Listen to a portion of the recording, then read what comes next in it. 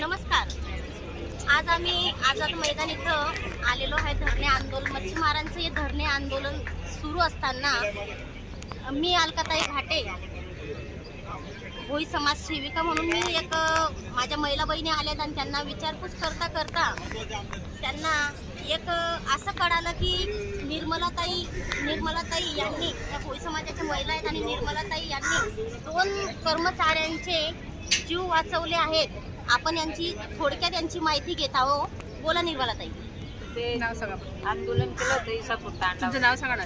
निर्मला नानावा, जोरात बोला. राहणार मालेगाव तालुका, आजंदपाडा. व्यवसाय तुमचा?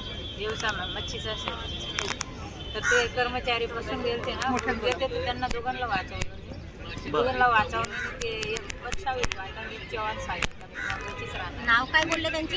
चव्हाण. ते नाव काय माहिती नाही, पण चव्हाण आणि बच्चावळ.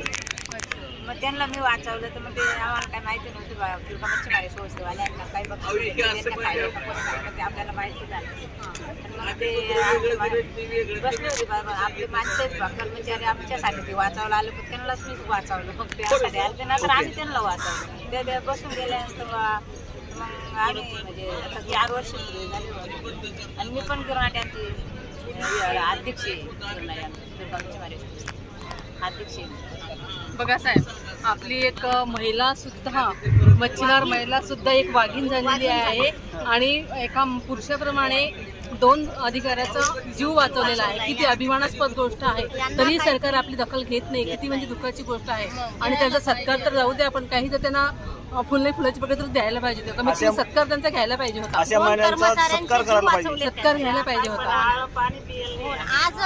आज फक्त चर्चा करायला बसली. त्यांच्यावाला काहीतरी मनोगत व्यक्त होईल म्हणून मी त्यांच्या जवळ बसलेली एक महिला अध्यक्ष म्हणून.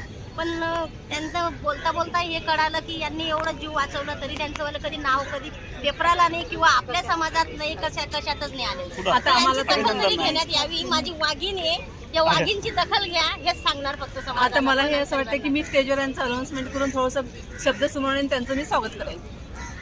धन्यवाद माहिती घेतल्याबद्दल मॅडम सर्वांची.